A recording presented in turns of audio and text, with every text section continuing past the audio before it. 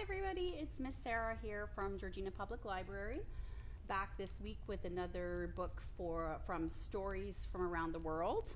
And this week I've chosen to read you a fall book, mainly because it's autumn right now, or fall as we call it sometimes, but also because when I first read this book, I thought that this was a book that was written by an author who came from Canada, because the pictures in this book look like pictures that we would see if we were going on a walk in the woods in Canada. But it's not. It is from a place called Japan. And it was written by a man named Kazuo Iwamura. And what I love about this book is that the pictures are so very close to what we see in Canada, but there are some clues that it is not actually Canadian, but not too many. So as we go through the book and we read the book, I'm going to point out some of those things that I first saw that made me go, I don't think that author illustrator is from Canada. So this gentleman also illustrated the book, and let's see who published the book. Oh, it was published by North South. All right, so here we go. Deep in the woods, summer was over. Mick, Mac, and Molly, there they are looking out their window, were going with Papa to collect nuts. When they came home, their baskets were full. "Look, Mama," said Mick, "we found so many nuts." And here is what they found. They found acorns, just like we have in Canada. Mama had been busy too. "What are you knitting?" asked Mac. "It's a secret," said Mama. "You'll have to wait and see when I finish." And for those of you who aren't sure what knitting is, there's a mama squirrel knitting a scarf. That night, the little squirrels were tired. They fell asleep as soon as they went to bed. "It's beginning to get cold already," said Papa. "Winter's coming," said Mama. "I must hurry." And she knitted late into the night.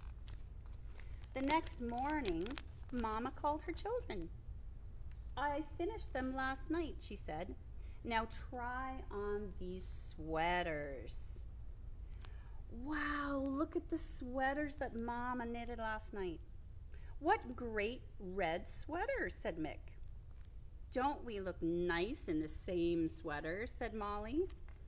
"I'm stuck," Mac squeaked. And everyone laughed. Oh, poor Mac. When they all had on their sweaters, they went outside into the woods. "Hello, birds." Here are some birds who also, by the way, have some little yellow sweaters on. "Hello, birds," said Mick. "Look at our handsome sweaters." "Aren't they beautiful?" said Molly. "They match." "Our Mama knitted them for us," said Mac. "Well, soon it will be cold, but you will be really warm this winter," said the mama bird. "We are flying south to a warm place," chirped the bird children. "See you next year." "Look at the mushrooms," shouted Mick. Now here these mushrooms are, and these are found in the Japanese woods. They're wild mushrooms called red cap mushrooms. "Look at the mushrooms," shouted Mick. "They have red sweaters just like us," said Molly. "And they're just like our family too," said Mac.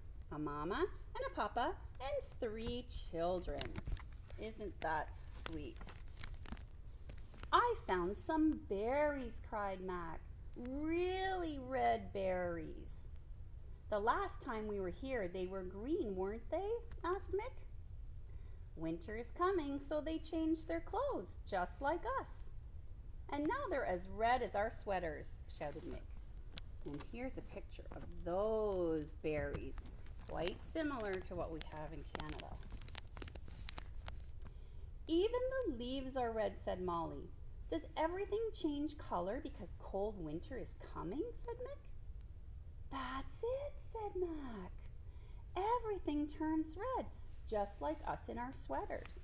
And here is a picture of a Japanese maple tree, the leaves of a Japanese maple tree.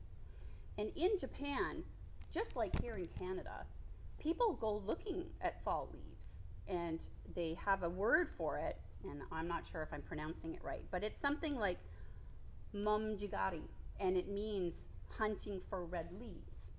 So when you go looking for red leaves, there are people in Japan who are doing the same thing. A little farther on, a bear was eating red persimmons. Now this is the page that I knew was not from Canada, because not only do we not have persimmons, this is a fruit that's wild, like Japan does. Those are persimmons right there.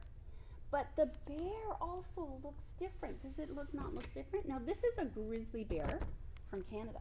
But this is a bear. Now what did I call it? Oh yeah, an Ussuri brown bear. So this bear almost looks like a grizzly bear, and it is a brown bear from the brown bear family, but it's not quite like a bear that we would see in Canada. So these two were really good clues that this was not a book that was written about Canada. How can you eat so many? Asked Molly. Don't you get a tummy ache? She was worried. Oh no, said the bear. I need to eat a lot. Bears sleep during the winter, so I have to eat plenty now, just like in Canada. Oh dear, cried Molly, look over there. The sky is on fire, Mac shouted. And sure enough, up in the sky was a great red glow. Let's climb up to the treetop and see what it is, said Mick. But you know what? It's not a fire. It's the sun. It is the sun. And this page here gave me another clue, because the sun is on the Japanese flag. In fact, they call it the land of the rising sun. That night, the little squirrels couldn't wait to tell Mama and Papa about their day. The berries are red, said Mac, just like our sweaters. The leaves are red, said Molly, just like our sweaters. Even the sky is red, said Mick, just like our sweaters. That's because winter's coming, said Mama. That's because it's fall, said Papa. Hooray for fall, said Mick and Mac and Molly. Late that night, after the children had gone to bed, Papa and Mama sat by the stove, getting some warm, having some tea. What are you knitting now? Papa asked Mama. Something for you, my dear, said Mama. A red scarf. Look, there she is. She's knitting it. And all winter long, no matter how cold it got, the squirrel family kept warm in their red sweaters and scarf. The end. And that is one of my favorite fall books to read. And I hope you enjoyed it too. And I also hope that you can get out there and maybe look at the leaves changing in the woods and see what you can see out there. So I will see you next time on Stories from Around the World. That's it for now, and take care of yourselves, everybody.